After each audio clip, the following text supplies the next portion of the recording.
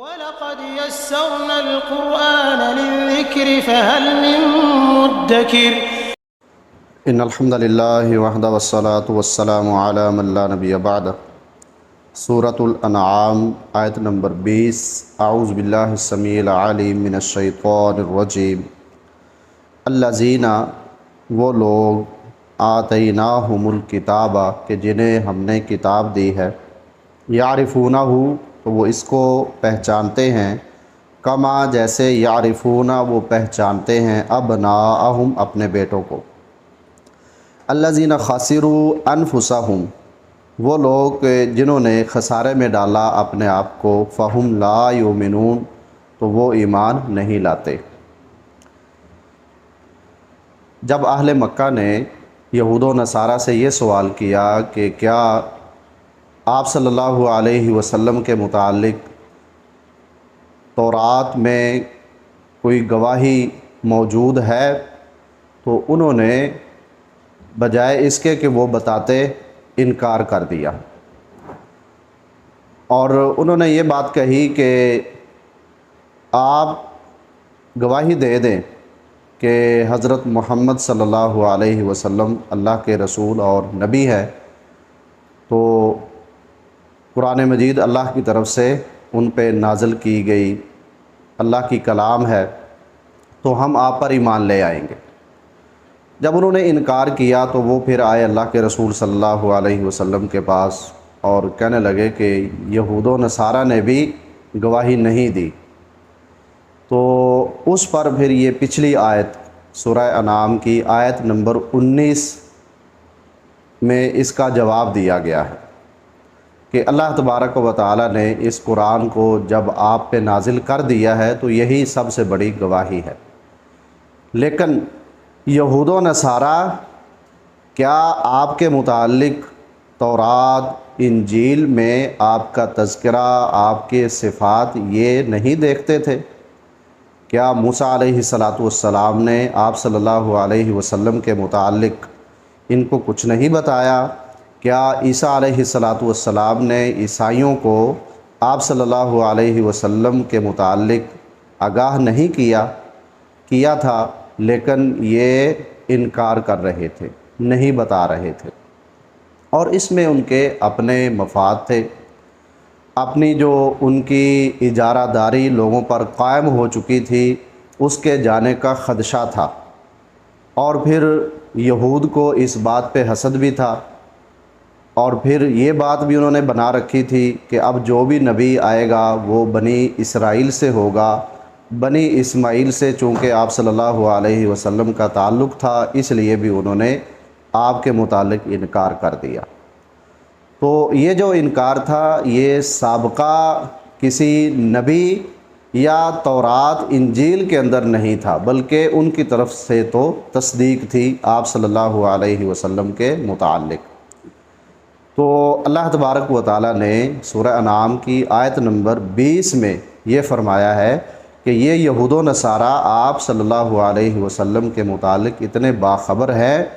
اتنی آپ کے متعلق معلومات رکھتے ہیں، آپ کو جانتے پہچانتے ہیں کہ جیسے اپنے بیٹوں کے متعلق کبھی بھولتے نہیں۔ بہت بڑا اجتماع ہو تو اس لوگوں کے اجتماع میں سے اگر اپنے بیٹے پہ نظر پڑے تو فوراً اس کے متعلق آگاہ ہوتے ہیں، پہچان لیتے ہیں۔ تو کیونکہ ان کے دلوں میں یہ بات موجود ہے کہ آپ صلی اللہ علیہ وسلم ہی اللہ کی طرف سے آخری رسول اور نبی ہیں۔ تو کچھ اور وجوہات ہیں جن کی بنا پر آپ صلی اللہ علیہ وسلم کی نبوت و رسالت کے متعلق یہ گواہی نہیں دے رہے، وگرنہ اللہ تبارک و تعالیٰ نے سورہ بقرہ آیت نمبر 146 میں بھی یہی بات کی ہے، الذین آتیناہم الکتاب یعرفونہ کما یعرفون ابناءہم، کہ وہ لوگ جنہیں ہم نے کتاب دی ہے نا، وہ آپ صلی اللہ علیہ وسلم کے متعلق ایسے جان پہچان حاصل کر چکے ہیں، جانتے ہیں کہ جیسے اپنے بیٹوں کو پہچانتے۔ اور اسی طرح سورہ اعراف میں آیت نمبر 157 میں اللہ تبارک و تعالیٰ نے بیان فرمایا، یجدونہ مکتوبا عندہم فی التوراۃ والانجیل، کہ یہ آپ صلی اللہ علیہ وسلم کو تورات انجیل میں جو ان کے پاس موجود ہے لکھا ہوا پاتے ہیں۔ مطلب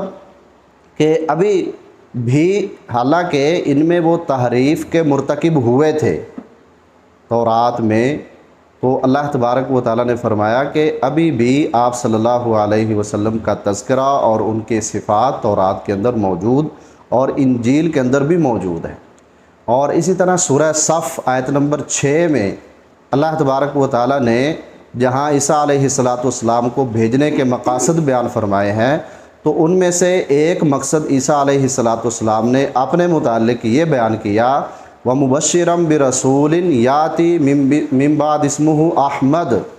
کہ میں خوشخبری دینے والا ہوں اس رسول کی کہ جو میرے بعد آئے گا جس کا نام احمد ہوگا۔ تو یہ ساری چیزیں تو واضح ہیں کہ حضرت عیسیٰ علیہ السلام بھی آپ کے متعلق خاموش نہیں ہیں، اور موسیٰ علیہ السلام بھی آپ کے متعلق خاموش نہیں، نہ تورات اور انجیل خاموش ہیں۔ لیکن خاموش کون ہے؟ جو یہ دعویٰ کر رہے تھے کہ ہم عیسیٰ علیہ السلام کو مانتے ہیں، جو دعویٰ کر رہے تھے کہ ہم موسیٰ علیہ السلام کے متبع اور پیروکار ہیں، اور جو دعویٰ کر رہے تھے کہ ہمارا عمل تورات اور انجیل کے مطابق ہے، لیکن اللہ تبارک و تعالیٰ نے ان کی یہ خیانت بیان کر دی کہ انہیں معلوم بھی ہے لیکن یہ بیان نہیں کرتے۔ تو اس آیت میں اللہ تبارک و تعالیٰ نے یہی بات بیان کی ہے، الذین آتیناہم الکتاب یعرفونہ کما یعرفون ابناءہم۔ اب اگر یہ انکار کیے جا رہے ہیں تو یہ صرف اور صرف ان کا خسارہ ہے، نقصان ہے، اور اگر ایسا ہی یہ کرتے رہیں گے فہم لا یؤمنون، تو وہ ایمان بھی نہیں لائیں گے۔ اسی لیے آپ صلی اللہ علیہ وسلم نے فرمایا کہ میرے آنے پر پھر بھی اگر کوئی یہودی اور عیسائی مجھ پہ ایمان نہیں لاتا تو اس کا ٹھکانہ جہنم کے علاوہ اور کچھ نہیں ہے۔ یعنی علم ہے ان سب کو۔ اب جو یہود و نصارہ ہیں، کیا آپ صلی اللہ علیہ وسلم کے متعلق نہیں جانتے؟ کیا سلسلہ وحی سے یہ غافل ہیں، بے خبر ہیں؟ اسی سلسلے کی کڑی آپ صلی اللہ علیہ وسلم ہے اور آخری نبی ہیں، ان کو معلوم ہے۔ اب کے یہود و نصارہ جو ہیں ان کو بھی اس بات کے متعلق خوب آگاہی ہے، اس لیے تو آپ صلی اللہ علیہ وسلم نے فرمایا کہ جو یہودی اور عیسائی میرے آنے پر اسے معلوم ہو جائے کہ میں آ چکا ہوں، پھر بھی وہ مجھ پہ ایمان نہیں لاتا تو وہ جہنم میں جائے گا۔ تو اس آیت میں بڑے بھرپور انداز سے اللہ تبارک و تعالیٰ نے یہود و نصارہ کا جھوٹ وہ واضح کر دیا ہے کہ جانتے بوجھتے آپ صلی اللہ علیہ وسلم کے متعلق ہر طرح کا علم رکھتے ہیں، آپ کی صفات، آپ کے شہر کے متعلق جو تورات انجیل میں موجود ہے وہ بیان ان کو پتہ ہے، آپ کے صحابہ کے متعلق اور ساتھیوں کے متعلق جو بیان سابقہ کتابوں میں موجود ہے وہ بھی جانتے پہچانتے ہیں، لیکن جب گواہی کی بات آئے تو اس وقت یہ خاموش ہو جاتے ہیں۔ اللہ تبارک و تعالی ہمیں ہدایت اور اس کے مطابق عمل کی توفیق عنایت فرمائے۔ وما علیہ الا البلاغ۔